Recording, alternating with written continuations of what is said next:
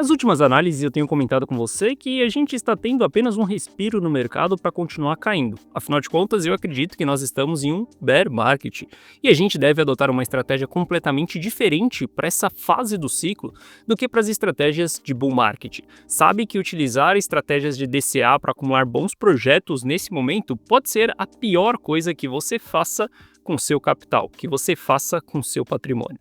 Eu vou te explicar através de dados o porquê que eu acredito que é somente um respiro que nós vamos ter no curto prazo e vou te mostrar isso através de dados. A gente vai olhar para métricas, vou te explicar como que os maiores investidores eles estão se comportando nesse momento. Diante disso, você pode tomar uma decisão de seguir esses maiores investidores. Bom, Gui Teles na área, e se você não for inscrito no canal, considere se inscrever, pois aqui eu trago um mega conteúdo todos os dias da semana, principalmente quando eu falo sobre análise on-chain. E caso esse conteúdo venha fazer sentido para você, deixe seu like para dar aquela força pro canal e para mostrar que o conteúdo ele está sendo relevante, beleza? Bom, mas chega de papo, bora ver gráfico, que é o que nos interessa aí. Olha só, para a gente começar a nossa análise aqui, quando a gente olha para o mercado americano, e nós só estamos olhando para o mercado americano para entender qual que é o apetite dos maiores investidores do mundo. Afinal de contas, a bolsa americana é onde tem o maior fluxo de dinheiro de todo o planeta. Bom, olhando isso daqui, a gente vê que o S&P 500 ele teve uma distribuição, e foi uma distribuição de Wyckoff. Geralmente essa distribuição ela sempre vai marcar topo cíclico. A gente teve ali um uptrust acontecendo, aonde mostra uma forte rejeição dessa região, busca de liquidez, onde grandes players vão sair nessa máxima histórica, e a gente viu que depois dessa máxima histórica aqui, depois do uptrust, a gente teve uma queda muito íngreme. Essa queda íngreme, ela já nos representa o que vem pela frente. Saiba que pullbacks, eles são mais suaves, quedas fortes dessa maneira aqui, chegando a romper média de 200 períodos, acabam sendo quedas muito mais de distribuição do que apenas de pullback. Bom, obviamente que o mercado ele não anda em linha reta, né? S&P 500 não vai voltar para 5.000 pontos direto, a gente sabe que uma fase de baixa, ela tem ondas. A única diferença de uma fase de baixa para uma fase de alta é que as ondas de baixa, elas são maiores do que as ondas de alta. Dentro de uma alta, as ondas de alta, elas são maiores do que uma onda de baixa.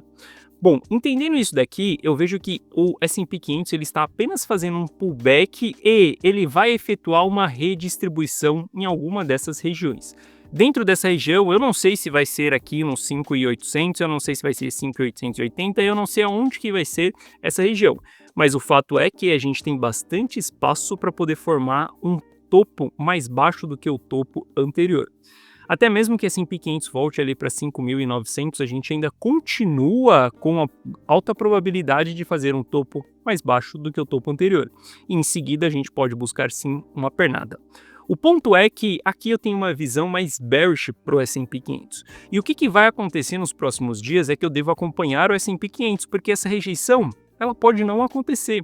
Eu posso estar visualizando um padrão de Wyckoff aqui em cima e não ter um padrão de distribuição de Wyckoff. Eu posso estar olhando mais bearish para o mercado e o mercado continuar subindo.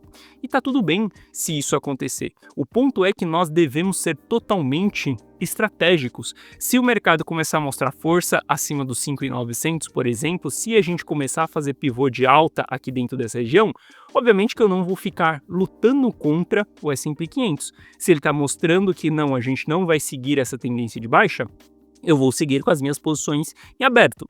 Afinal de contas, no final dessa análise, a gente também vai falar sobre o curto prazo, eu também vou te explicar que eu estou posicionado nesse momento e eu estou procurando por um ponto de venda. Se esse ponto de venda não acontecer, se a gente tiver pivô de alta, eu seguirei posicionado. Mas o fato é que eu não acredito que a alta ela vai ser infinita, beleza? Eu acredito que a gente só está vencendo um respiro para que a gente possa entregar mais quedas lá na frente. Bom, quando a gente olha para o S&P 500 aqui, a gente só quer saber como que é o humor dos investidores americanos. Mas a gente pode saber esse humor também através dos ETFs. Afinal de contas, depois que a gente teve essa aprovação de ETF, a gente tem a oportunidade de grandes players do mercado americano poderem investir em Bitcoin. E bom, quando a gente olha para o humor desses investidores, a gente consegue observar que desde a virada do ano, e lembre-se da distribuição que eu comentei com vocês em dezembro, que foi o momento de se livrar de todas as altcoins, a gente vê que desde a virada do ano ali em janeiro, os ETFs eles começaram a distribuir. E os principais ETFs que estão distribuindo é exatamente a BlackRock, e a Fidelity, os dois maiores ETFs. Isso daqui nos mostra como que está o humor dos investidores americanos em termos de Bitcoin. Se esses caras estão distribuindo e eles não estão querendo acumular nesse momento, significa que eles não querem risco dentro da sua carteira.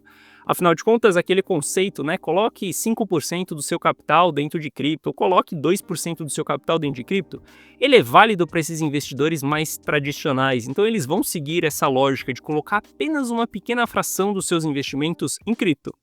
Isso é para que eles aumentem a exponencialidade da sua carteira, para que eles se exponham a um mercado muito mais volátil que o mercado americano, por exemplo, e que eles possam capturar essas movimentações também de cripto. Só que se esses caras não estão com apetite de colocar esses 2%, esses 5% dentro de cripto, significa que eles estão buscando por uma preservação de capital, menos exposição ao risco nesse momento.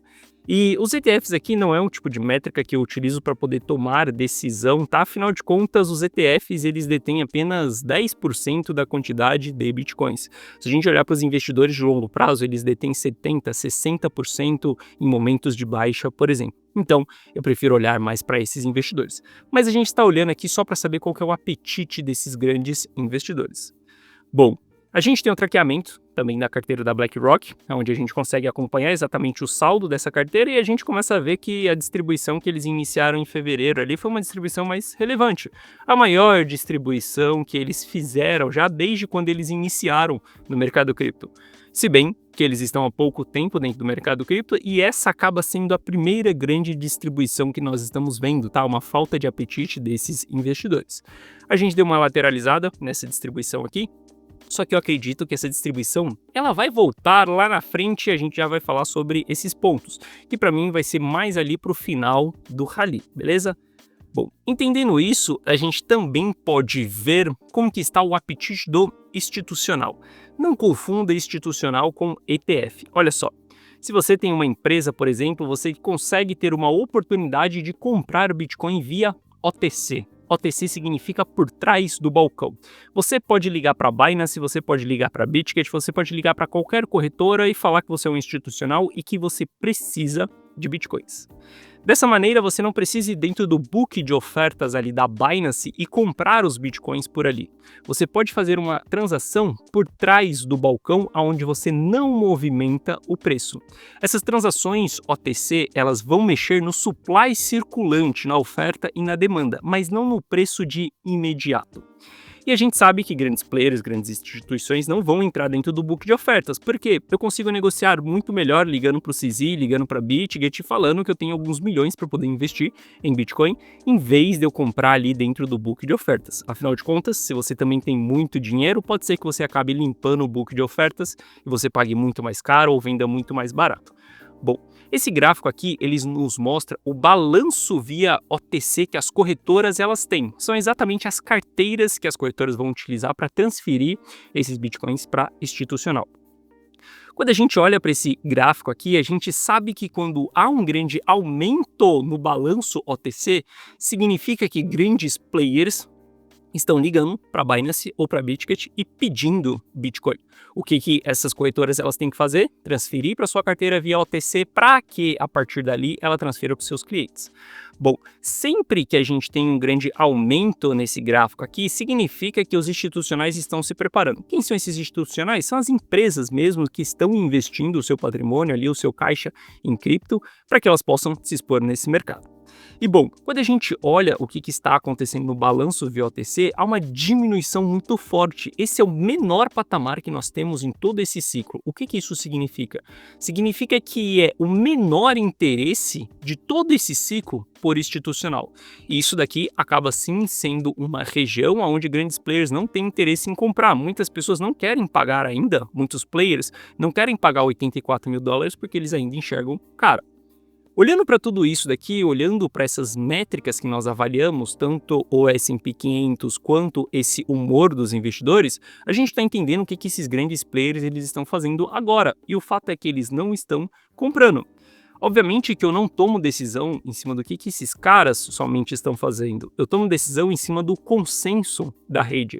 Afinal, a análise on-chain, ela me proporciona que eu consiga olhar o que todos os investidores estão fazendo dentro da rede do Bitcoin e assim eu consigo enxergar um consenso e através disso seguir esse consenso, seguir a parte do capital inteligente, tá? Não, obviamente, que eu vou seguir o dumping money, mas sim eu vou seguir o smart money. Bom, e quando a gente olha aqui para esse gráfico, a gente consegue traquear todas as carteiras. Quem tem de menos 1 Bitcoin até 10 mil Bitcoins, por exemplo, a gente separa isso em categoria e através de um mapa de calor eu consigo entender se eles estão acumulando ou se eles estão distribuindo. Hoje, a gente vê que as carteiras ali, elas diminuíram um pouco a sua distribuição, mas o fato é que nós não estamos ainda em fase de acumulação. São essas regiões azul aqui. A gente precisa de um consenso de acumulação para que a gente tenha novas movimentações de alta. Enquanto esse consenso de acumulação não acontecer, eu continuo muito mais bearish, vendo que o humor dos americanos eles não estão atrativos, por exemplo, para olhar para Bitcoin, para olhar para cripto nesse momento. Simplesmente eu olho aqui para as carteiras e eu vejo que as carteiras também não têm esse interesse. Para mim, não é o momento da gente buscar alta exposição. Toda exposição que eu for fazer diante desse cenário que eu estou mostrando para você na análise vai ser exatamente uma posição mais estratégica. Sem acreditar que a alta é infinita, sem acreditar que Bitcoin vai subir 30%, sem acreditar que Bitcoin vai voltar para a máxima histórica ou 150 mil dólares. Sem acreditar em nada disso. Isso eu acredito nos momentos que o mercado ele está extremamente saudável, quando a gente olha para as métricas e fala, não, temos um consenso de acumulação, os ETFs estão comprando, a gente está vendo o mercado abundante. Dentro dessas fases, eu acredito nessas historinhas, mas dentro do cenário que nós estamos hoje, não, eu prefiro acreditar que nós teremos mais baixas porque eu consigo criar uma estratégia me preparando para mais baixas e lembre-se que mais importante do que saber comprar é saber vender, saber comprar. Qualquer um que é corajoso sabe comprar, mas saber vender são poucas pessoas que realmente sabem tirar aquele lucro que você tem, tirar aquela ganância da sua frente e colocar aquele resultado no seu bolso, beleza? Bom, entendendo o que está acontecendo nesse momento, a gente parte para entender sobre o ciclo do mercado. Afinal de contas, muitas das vezes que eu comento aqui que nós já podemos ter iniciado o nosso bear market, algumas pessoas sempre comentam, mas ainda é muito cedo para a gente iniciar um bear market, o ciclo ainda não aconteceu, a gente ainda tem muito espaço para poder subir. Bom, quando a gente analisa as fases do ciclo do Bitcoin, a gente sabe que o Bitcoin ele se comporta entre capitulação, ele passa ali pela esperança, depois ele vai para otimismo, ele vai para crença, ele entra em euforia, depois ele vai sair ali, vai ir para um excesso de ganância mais uma vez, depois a gente vai ver as pessoas ansiosas, depois as pessoas com medo e a gente volta para capitulação e isso se repete ciclo após ciclo. Isso vem acontecendo desde o começo do Bitcoin. Quando a gente olha para esse ciclo, a gente sabe que em novembro foi a nossa capitulação, depois a gente teve a nossa esperança, depois a gente vivenciou o otimismo, entrou dentro dessa confiança, da ganância, depois a gente vivenciou a euforia ali e nós estamos voltando a entrar ali no excesso de confiança, né, no delírio dos investidores, acreditando que a alta ela ainda vai continuar por muito mais tempo. Bom, para mim, quando eu olho para esse indicador aqui, ele me mostra que as fases elas aconteceram. Se elas aconteceram, a gente tem que sim se preparar para que a gente vivencie um bear market. Pode ser que a gente estique mais um pouco essas fases? Sim, pode ser que a gente estique, que a gente continue subindo mais um pouco e tá tudo bem se a gente continuar subindo. O ponto é que a gente já vivenciou todas as fases. A partir desse momento, meu caro, aqui você tem que estar aberto sim para que a gente possa vivenciar um bear market, porque senão você vai passar os próximos 2 anos, não vai fazer dinheiro, não vai ter estratégia, por exemplo, para lucrar nesse período e vai estar simplesmente vendo seu patrimônio ir pelo ralo. As pessoas que têm altcoin na carteira, elas sabem exatamente do que eu estou falando. Se você está rodando bons projetos aí, você sabe o que é uma desvalorização de 40%, 50% ou até mesmo tem carteira com 70% de prejuízo. Sabe como que você vai recuperar isso, meu caro? Com muito suor durante alguns anos, não vai ser da noite para o dia para você conseguir recuperar um drawdown de 70%. Entenda que você vai precisar vivenciar um novo ciclo para que você consiga recuperar isso daí. Isso se você continuar rodando, tá? E tem pessoas que vão chegar em 90% de prejuízo. Mas entenda que dentro da fase de bear market você deve ser muito mais estratégico. Muito melhor do que saber comprar nesse período é saber vender. Esteja aberto sim para a gente estar no início de um bear market, tá? Porque saiba que se a gente estiver realmente no início de um bear market, os 84 mil dólares do Bitcoin ainda é uma região de topo, tá? Ou seja, você ainda tem uma oportunidade de vender em topo. Bom, obviamente que a gente não vai tomar decisão somente em cima das fases do ciclo, mas quando a gente olha ali para o custo do investidor de curto prazo, a gente está abaixo do custo de investidor de curto prazo. O custo desses caras hoje está em 94 mil dólares, isso significa que enquanto o Bitcoin estiver abaixo de 94 mil dólares, a gente tem um cenário mais bearish do que bullish, porque esses investidores estão no prejuízo. E a gente sabe que esses investidores tendem a capitular, a gente sabe que esses investidores tendem a vender em meio ao pânico durante as quedas, por isso que as quedas em fase de bear market elas são muito mais acentuadas por conta do desespero desses players. Enquanto a gente estiver abaixo dessa região, isso daqui na análise on-chain nos mostra um cenário não muito favorável. Olha só, para que a gente vivencie um bull market saudável, a gente precisa estar acima dessa linha vermelha. Para que a gente vivencie movimentações de alta ali, ó, antes do Corona Crash, a gente precisa estar acima dessa linha vermelha. Se a gente estiver abaixo, os cenários são bearish. Inclusive, se você se protege com o custo do investidor, entendendo essas fases do ciclo, você não teria vivenciado nem mesmo o Corona Crash. Muitas pessoas falam que ele foi um cisne negro, mas na análise on-chain a gente conseguia sim ter antecipado uma decisão de venda antes do Corona Crash. Dava para saber o que vinha pela frente? Não, mas dava para saber que era o momento de estar fora, de estar protegido e não altamente exposto acreditando que a alta ia ser infinita.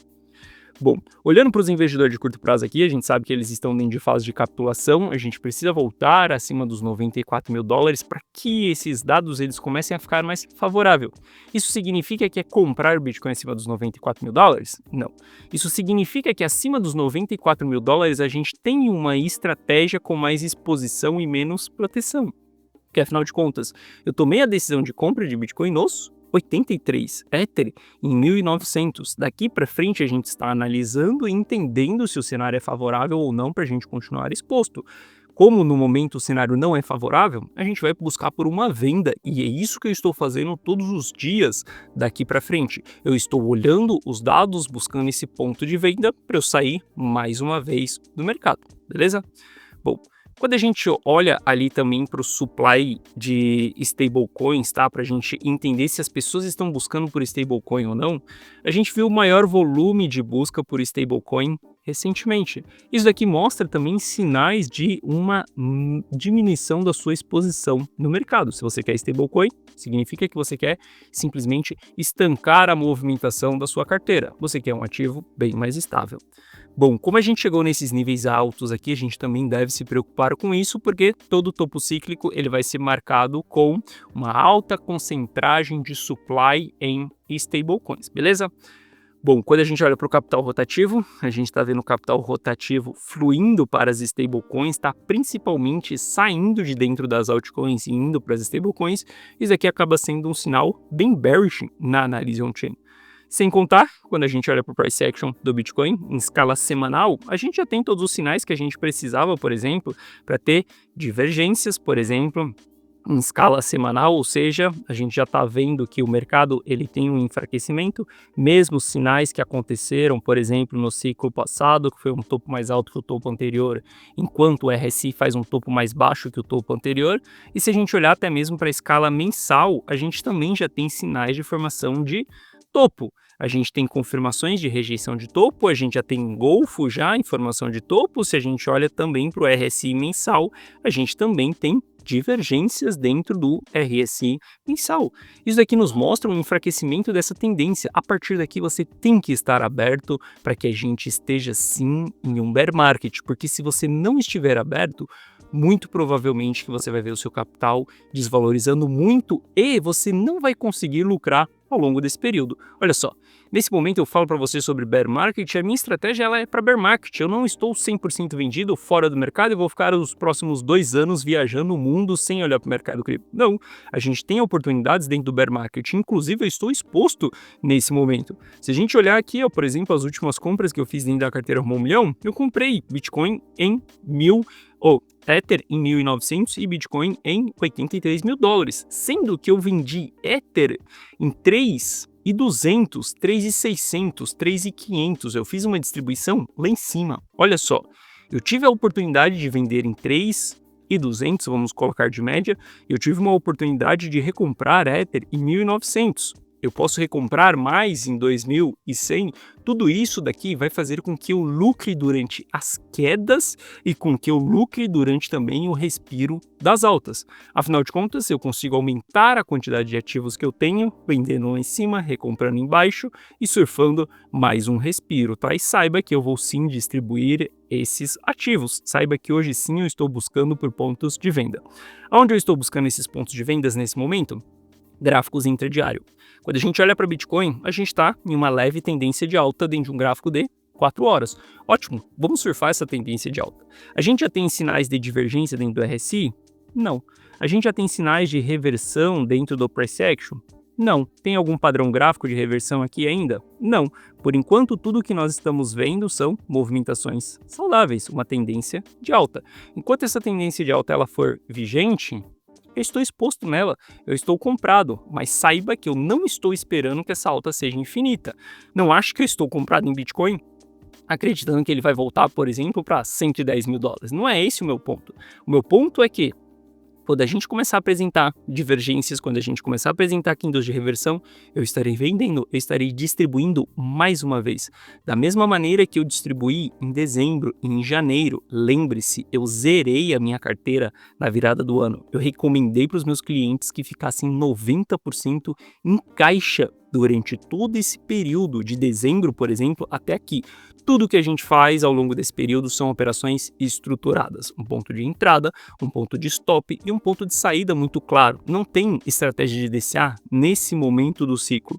Eu acredito que a gente ainda tem mais espaço para ir para baixo, beleza? Por conta disso, eu tomo esse tipo de decisão de sair quando a gente chega, por exemplo, em finais de rally. Acredito que esse rally ele ainda vai se estender, eu não consigo prever o futuro, eu não consigo saber até onde que vai essa alta. A gente pode traçar exatamente as regiões de resistência que o preço ele deve enfrentar, tá? A gente pode colocar a extensão de Fibonacci aqui, ver as regiões com maior resistência, que é os 89, os 90 mil dólares, os 92 mil dólares, até mesmo os 98 mil dólares. O ponto é que quando a gente chegar em uma dessas regiões e tiver sinais de reversão, a gente deve sim tomar as nossas decisões de saída, tá?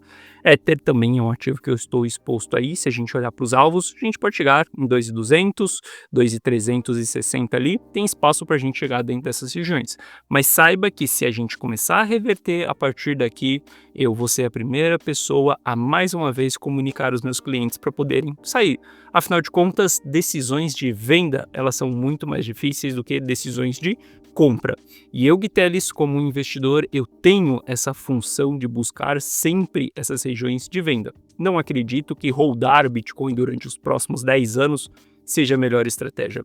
Eu acredito que comprar BTC quando a gente está em baixa, em capitulação cíclica e holdar até euforia cíclica é uma ótima estratégia, mas ficar segurando durante um bear market não é o tipo de decisão que eu, Guitelis, utilizo. E se você quiser ser um dos meus clientes e copiar e colar todas as minhas decisões de compra e de venda, abaixo desse vídeo na descrição tem um link que te direciona para essa página da carteira Rumo ao Milhão. A carteira Rumo ao Milhão basicamente é você dar um Ctrl+C, Ctrl+V em todas as minhas decisões. Eu sempre vou te informar aquilo que eu estou fazendo, como eu informei nessa publicação aqui que eu estava comprando Bitcoin em 83 e Ether em 1.900. E melhor do que isso, foi exatamente a publicação que eu fiz há 3 meses distribuindo Ether em 3.600. Clica no primeiro link da descrição, entre nessa página, assista esse vídeo, veja se a carteira Rumo ao Milhão é para você ou não, tá? Se você está buscando uma carteira com uma lista de 10 bons ativos para holdar durante os próximos 10 anos, a carteira Rumo ao Milhão não é para você. A carteira Rumo ao Milhão é para as pessoas que querem estar expostas durante as fases de alta e querem estar fora durante as fases de baixa, buscando apenas as oportunidades de respiro do mercado. Assista esse vídeo, que nesse vídeo eu te explico exatamente o que é a carteira Rumo ao Milhão. Aqui abaixo eu te explico que você vai ter acesso a um app exclusivo meu no seu celular, onde você vai receber as notificações na tela do seu celular, assim mesmo, igual você recebe no WhatsApp, para você poder entender aquilo que eu estou fazendo, se é de compra ou de venda, e você podendo copiar e colar. Tudo de uma maneira bem estruturada, ponto de entrada, ponto de saída e também quando a gente faz as nossas realizações. Aqui abaixo tem o resultado de alguns clientes, para que você veja que os resultados não são apenas meus, e sim daquelas pessoas que seguem a carteira Rumo ao Milhão também. E caso você tenha qualquer dúvida, clica nesse botão do WhatsApp que você será direcionado para o atendimento. E no atendimento nós vamos sanar essas suas dúvidas, nós vamos resolver aquilo que te impede de copiar e colar todas as minhas decisões. Olha só, nos últimos meses eu te mostrei qual que é a importância de você tomar uma decisão de venda. Se você tivesse seguido as decisões de sair, por exemplo, do mercado cripto em dezembro, sua carteira ela simplesmente estaria estável durante os últimos meses. Mesmo com o altcoin se desvalorizando 70%, 80%, a carteira Rumo ao Milhão não sofreu grandes drawdowns. Agora a gente está simplesmente se expondo, voltando ao mercado, depois que a poeira já baixou um pouquinho. A gente está acreditando que essas compras é para holdar para o resto do ano? Não. A gente entende do risco envolvido nesse momento e a gente tem uma estratégia, tanto se for um bear market, quanto se não for um bear market, ou seja, nós estamos preparados para ambos os cenários. E se você quiser copiar e colar essas minhas decisões, carteira Rumo ao Milhão, link na descrição, beleza? Bom, essa foi a nossa análise de hoje. Se você gostou, deixa o seu like. Se você não é inscrito no canal, considere se inscrever. Um forte abraço e eu vejo você de volta aqui no canal amanhã. Valeu!